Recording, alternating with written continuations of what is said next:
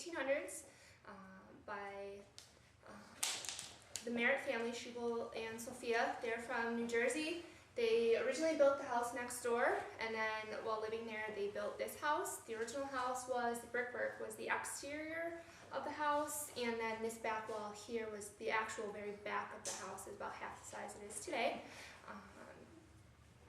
Unfortunately, Phoebe, she didn't really like Shubal all that much, so she would actually just come up, spend a little time with Shubal, and then go back to her parents in New Jersey.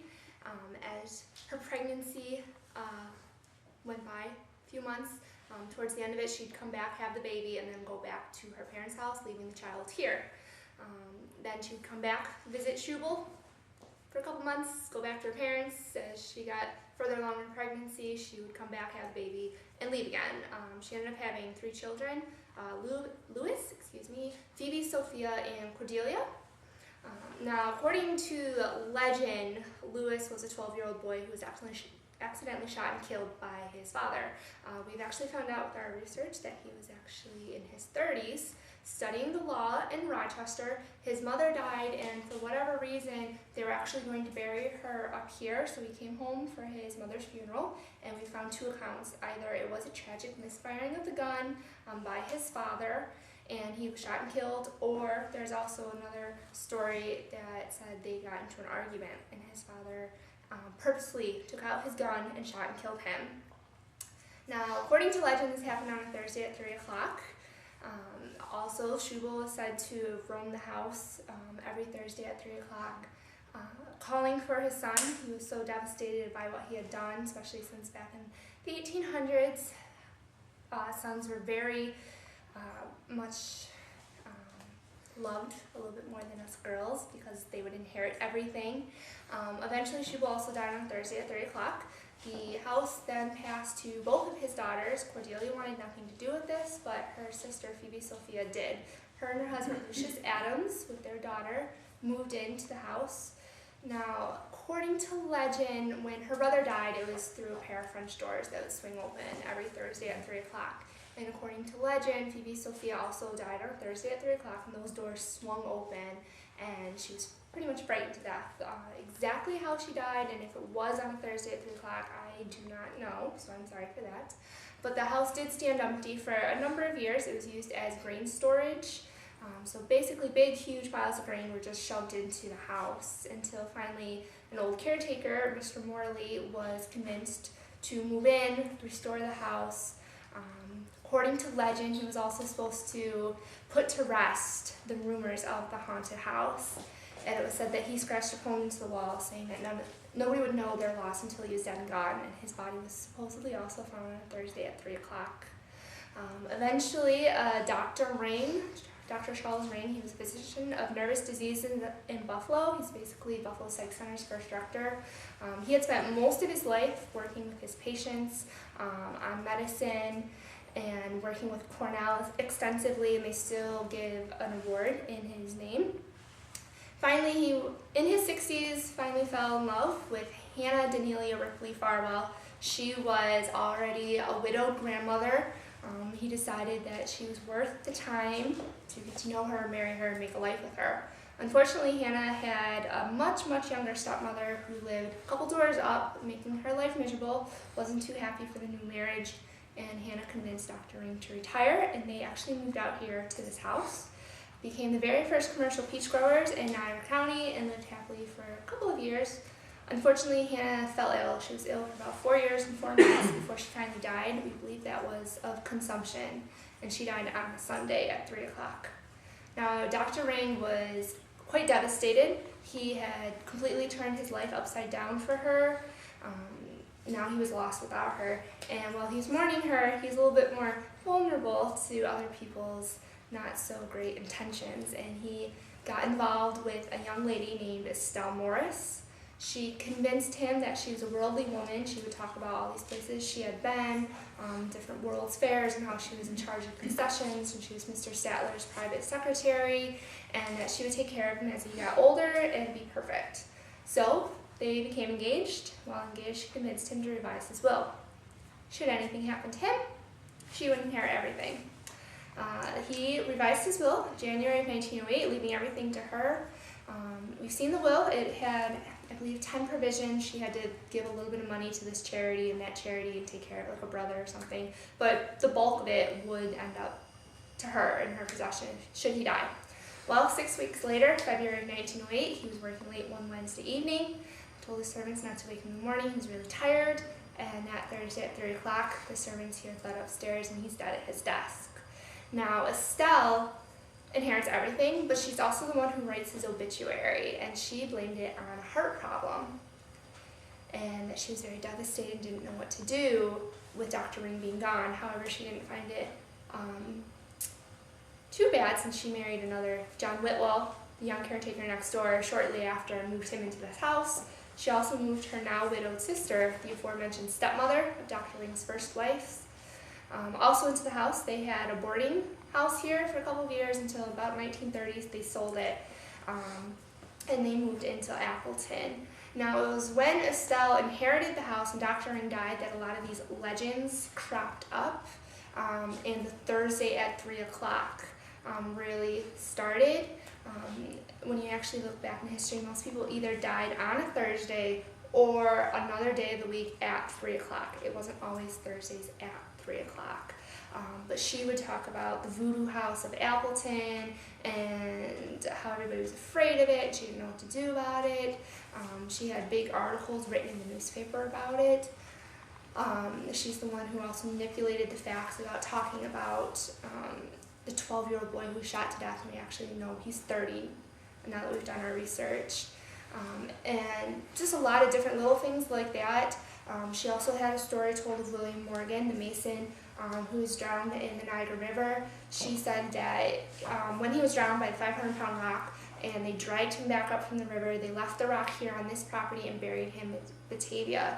Whether or not that's true, we don't know, but it is one of the stories she told. So it could be based on facts, since most of her other stories are based on facts, just a little bit manipulated.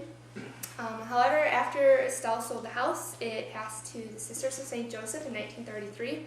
They opened a summer retreat for themselves and children who were deaf out of Buffalo. And they would bring them out to teach life skills on the farm. And they didn't stay here all winter. It was too cold, too far from what they were doing.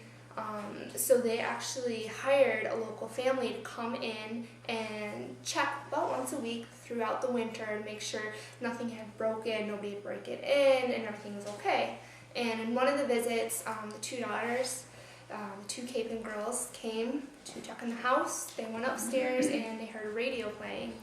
And they don't remember having put on a radio or the radio playing the last visit. So they're kind of curious, thinking, oh my God, somebody's here. Well, they went, checked out the radio, and although it was playing, it wasn't plugged in. The sisters would also talk about seeing a Victorian dressed gentleman in the back kitchen.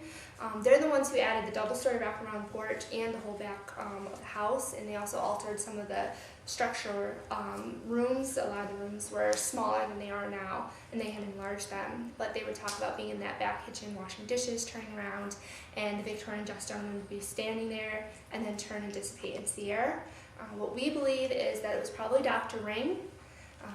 The Sisters of St. Joseph then sold the place in 1993 to David Gardner. He had it as a graphic arts studio and his residence, and then he sold it to Margot and Jim Bittner about 7 years ago, and then they opened the winery 6 years ago. They've had different people come in and tell them the man does not like the porch. Again, we think that's Dr. Ring. He was here before the porch was added. Another dinner guest would talk about she said she saw a Victorian Dutch gentleman walking down the stairs at a dinner party one evening, and she actually thought it was one of the employees and didn't understand why one out of all the employees working were dressed up in all the funny old clothes, as she put it. And as she was talking to Margot pulled out the picture, and she's like, yeah, why is he on your wine bottle? Because there's a label of Dr. Ring. And so it was Dr. Ring walking down the staircase. Another gentleman was here. He was taking pictures outside. And he really liked our lined walkway with the trees, and in the peripheral of his pictures there was a tractor. And when he was out there taking the pictures, there was nobody around. Yet when he developed them, an old man was getting off the tractor. And again, we think that might have been Dr. Ring with having the farm here.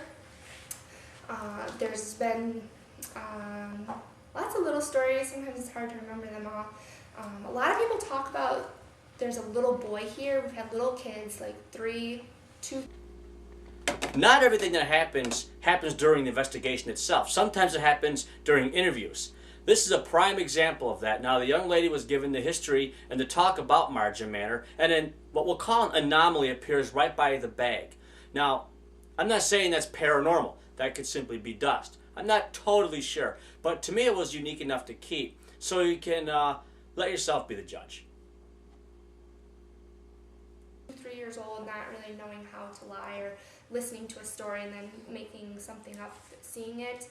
But they would talk about seeing a little boy running around. Where he comes from, we're really not sure. We haven't had any evidence or documentation that says of a child dying here. But also to collaborate their sites and what they say, we were doing a premiere party when the ghost hunters were here, and when we were on their episode, we did this premiere party with all these TVs set up and lots of food, and Deborah was in charge of the food. And towards the end of the night, she started cleaning up, and she was in the back kitchen again by herself, and all of a sudden behind her, this little toy truck started moving, and the lights and sounds started playing. I don't know if any of you guys are familiar with those vehicles, toy vehicles, that if you move them, they light up and make a sound. And she turned around, she's like, nobody was there, and she's like, well, you could play with it, that's okay. And again, it started moving and making noise and sound. Unfortunately, a bunch of people came in and it stopped. We've also had a couple gentlemen in the same day drop their wine glasses right in that doorway over there. And the one gentleman came back and he's like, I really have to tell you why I dropped it. And we had thought it was strange.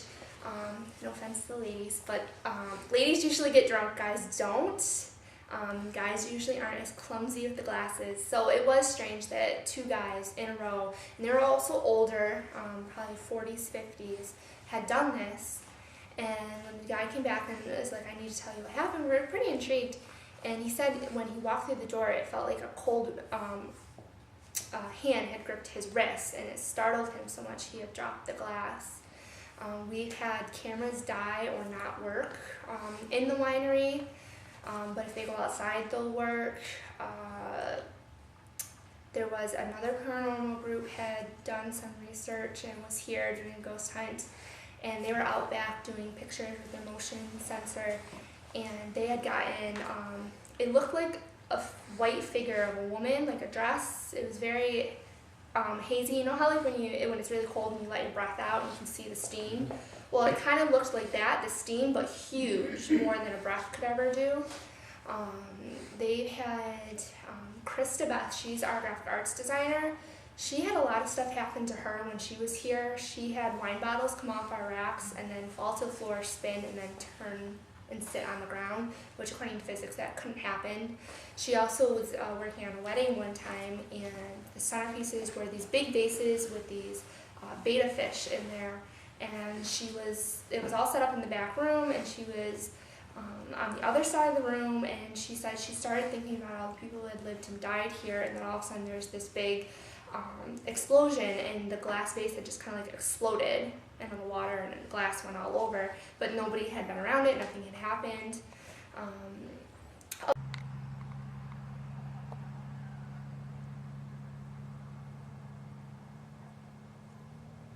This is the first bar of the porch, or Pretty much the second way. Yeah. the second way? Oh wait, well this is the first room. Not a lot happens in here. Like I said, the lights sometimes shake, and then in the doorway and around the fireplaces, people kind of felt coldness or gotten orbs into in the pictures.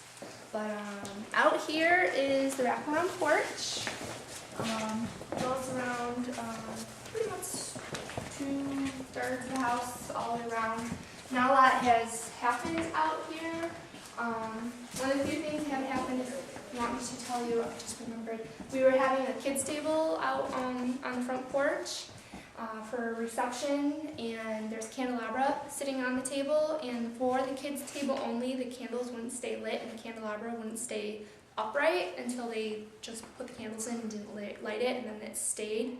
And then after the kids left, Margo was like, well, let's try lighting them again. And as soon as the candles were lit, they blew out and fell over again. And we think that might have been Hannah, Dr. Ring's first wife. because she didn't really trust the kids to fire with her house. But this porch, second tasting room, we haven't had a lot. Again, the fireplace has had the orange around it. And then the stairway here. This is where Dr. Ring was seen coming down.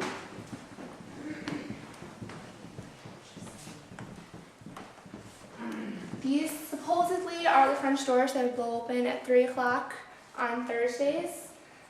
That Lewis was supposed to have gotten shot right through here. Again, whether it was an accidental shooting or on purpose, we do not know. More of the porch wraps around.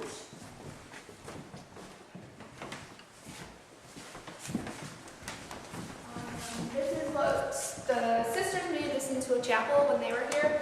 The original room, though, it was divided in half, and this was the study that we think, again, Lewis was shot with the doors. Let's see. That side is storage, more of the porch. It was in here that like the table, the base of exploded. It was supposed to be around here somewhere with the betta fish in it on Christabeth.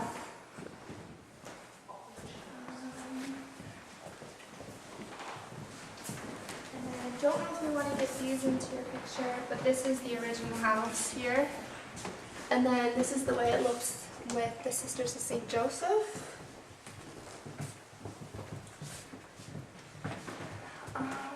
And then Estelle's picture, news articles over here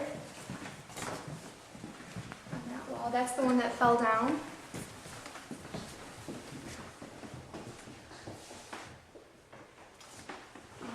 And then we do have, as we go into the kitchen in the basement, this is the tintype of the Merritt family. However, we don't have a real picture of Lewis, but the parents and the two girls. And then this is just a storage room, but in here is the kitchen. This is where the sisters would talk about being at those sinks, as well as Deborah when it happened to her. And then either Dr. Ring would be standing where I am when the sisters turned around. And then the little toy was over here in this area when it went off on Deborah. Okay, we'll go into the basement.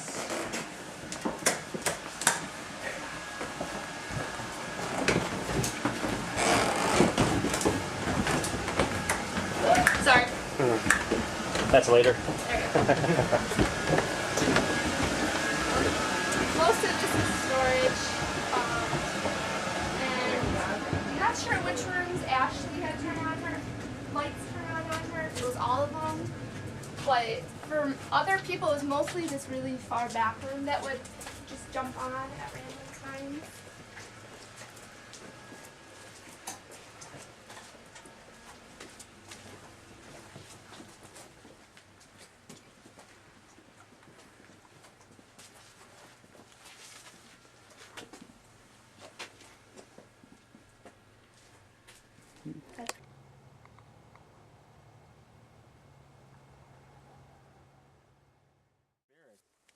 I'm telling you, keep telling that I'm checking there. That's probably Lewis. Is there anybody out here with us Ooh, tonight? What'd you get? look at that. I see there's a face in that. Whoa, what is that? Let me see. There's a face in that orb. Oh yeah. Looking orbs aside like this? That's what it looks like going Follower, 8 times. what you doing? That's 4 times zoom. Yeah. That's 2. And it's that one right there, and then it's that one right there. Follower. Oh, that's back that way. Yeah, it's back that way. There's that smell again. Yeah. It just came out of nowhere. Like old eggs. That is horrible, dude. What That is is that? not me either. I'll tell It you might be this the right now. cat. No. If a cat produces that, No. I don't know why they keep him around this winery. I took him to another field. No, He'd be out at somebody else's farm. That's almost a tobacco-y. You know, like a bad Whatever, it's making me have to pee. thought I just saw something hover right in front of me.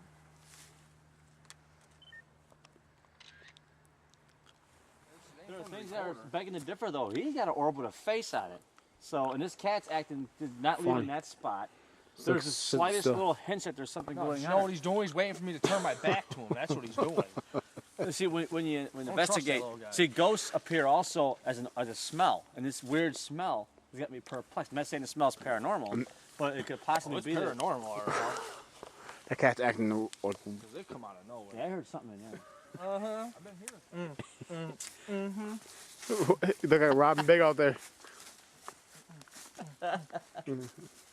Right here.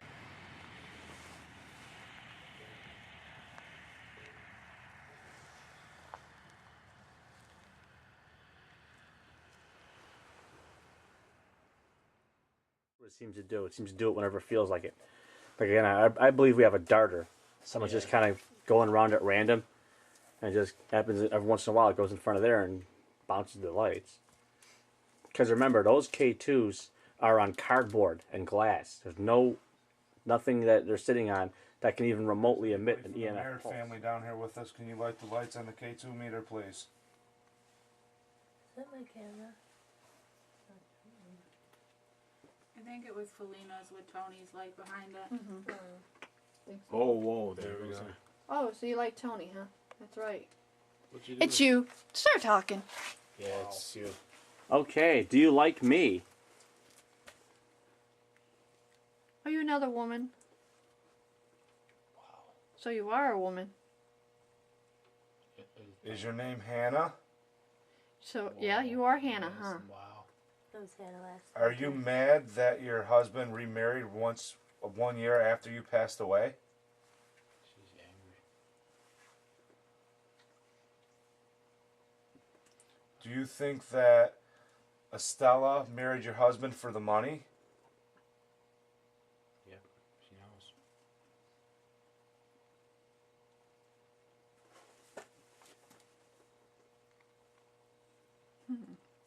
I just thought of something. I thought it might be kind of cute.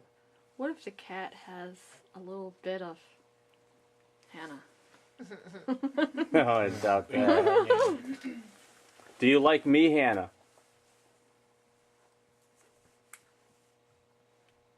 What about me? Do you like my long flowing hair?